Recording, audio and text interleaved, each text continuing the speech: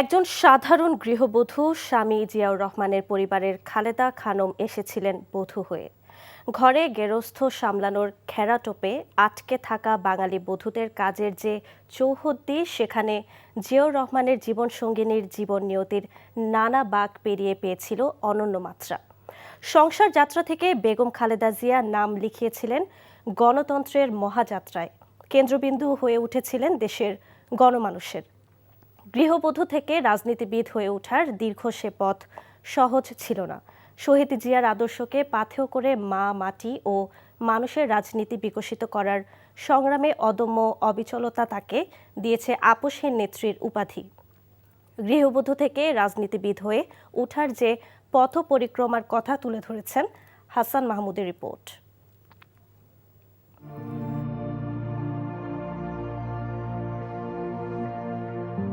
প্রিয়তম স্বামীর মৃত্যুতে ঘন কালো আঁধার নেমে আসে জিয়া পরিবারে। দুই শিশু সন্তান নিয়ে একা হয়ে পড়েন এক নিরেট গৃহবধূ খালেদা খানম।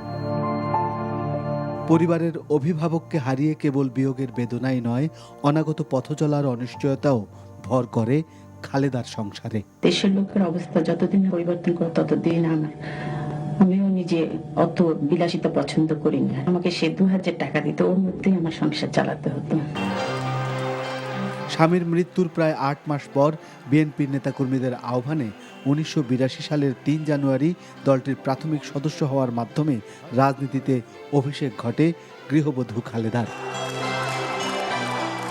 স্ত্রী হিসেবে স্বামী জিয়াউর রহমানের পরিবারে যার আগমন ঘটেছিল, তার অনাগত পথচলা বাংলাদেশের রাজনীতির পরিক্রমায় কোন পথে যাবে তা হয়তো তখনও জানতেন না বেগম খালেদা।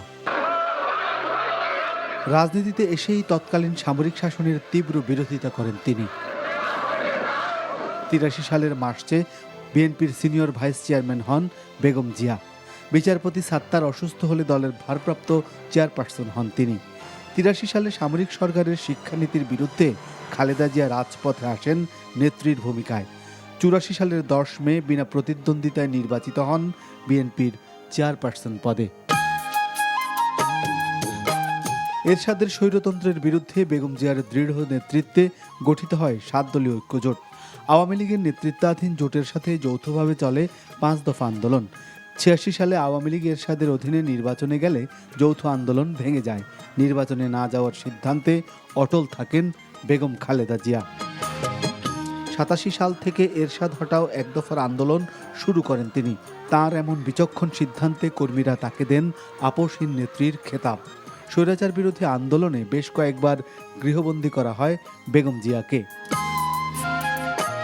1990 সালে এরশাদ হটাওয়ের যুগপৎ আন্দোলনে সামনের কাতারে থেকে নেতৃত্ব দেন বেগম খালেদা জিয়া। এরশাদের পতনের পর 91 সালে 5ম জাতীয় সংসদ নির্বাচনে জনতার রায়ে একক সংখ্যাগরিষ্ঠতা অর্জন করে দেশের প্রথম নারী প্রধানমন্ত্রী হন খালেদা জিয়া। দৃঢ় অবিচল নেতৃত্ব আর জনতার অফুরান ভালোবাসা এক গৃহবধূকে দেয় দেশ শাসনের গুরুদায়িত্ব। নিজের 5টি আসনেই বিপুল ভোটে বিজয়ী হন তিনি।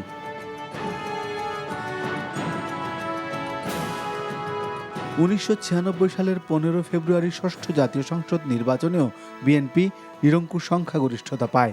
খালেদা জিয়া প্রধানমন্ত্রী হন দ্বিতীয়বারের মতো। 96 সালের 7ম জাতীয় সংসদ নির্বাচনে প্রথমবারের মতো সংসদের বিরোধী দলীয় নেতা হন বেগম জিয়া।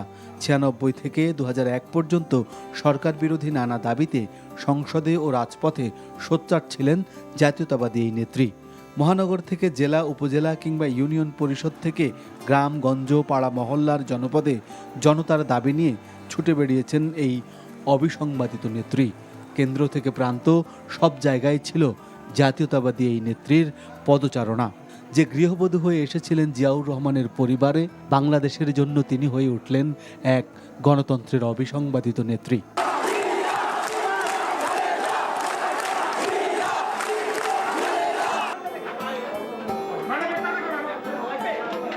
2001 সালে 8ম জাতীয় সংসদ নির্বাচনে খালেদা জিয়ার নেতৃত্বে গঠিত 4 দলীয় ঐক্যজোট বিপুল ভোটে জয়ী হয়ে আবারও সরকার গঠন করে। তৃতীয়বারের মতো প্রধানমন্ত্রী হন বেগম খালেদা জিয়া। সরকারের প্রধানমন্ত্রী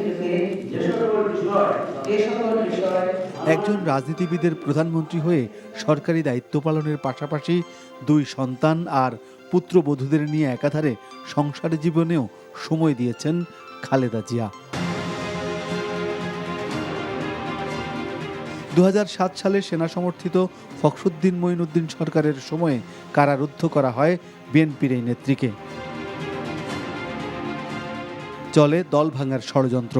বিচক্ষণতা, দৃঢ় নেতৃত্ব আর রাজনৈতিক দূরদর্শিতায় সংকটময় পরিস্থিতি মোকাবেলা করেন বেগম জিয়া। 2008 সালের ডিসেম্বরে নবম জাতীয় সংসদ নির্বাচনে সবচেয়ে কম আসন নিয়ে আবারও খালেদা জিয়া হন সংসদের বিরোধী দলীয় নেত্রী। আবারও রাজপথে দাবি আদায়ে সোচ্চার হন তিনি। আবারও সামনের কাতারে থাকেন জিয়াউর রহমানের বধূ খালেদা জিয়া। দেশের মানুষ শান্তিতে নেই, প্রতিনিয়ত এই সরকারের হাতে মানুষ মরছে। নিরপেক্ষ সরকারের অধীনে জাতীয় নির্বাচনের দাবিতে বেগম জিয়ার নেতৃত্বাধীন জোট 2014 সালের নির্বাচন বর্জন করে। এ সময় নিজের গুলশানের বাসভবন ফিরোজা ও গুলশানের দলীয় কার্যালয়ে অবরুদ্ধ হন বেগম জিয়া। মানুষের রক্ত নিয়ে তারা ক্ষমতায় আছে, এই রক্ত দিয়ে ক্ষমতায় থাকা যাবে না, এই রক্ত দিয়ে জনগণ এদেরকে বিদায় করবে। তাকে মোকাবেলা করতে হয় জিয়া অরফানেজ ও জিয়া চ্যারিটেবল ট্রাস্ট সহ সারা দেশে দায়ের করা প্রায় 1/2 মিথ্যা মামলা। নিয়মিত হাজিরা দিতে আদালতে যান তিনি। 2018 সালের 8 ফেব্রুয়ারিতে আদালত 5 বছরের দণ্ড দিলে আবারও নিঃসঙ্গ কারাগারী হয় খালেদা জিয়ার ঠিকানা। দীর্ঘ রাজনৈতিক পথচলায় গণতন্ত্রের জন্য বিরোধী পক্ষের সাথে রাজনৈতিক সংলাপ, আলোচনার নানা প্রেক্ষাপটগুলোতে দৃঢ় নেতৃত্বের স্বাক্ষর রাখেন খালেদা জিয়া। দীর্ঘ 2 বছরের বেশি সময় কারাগারের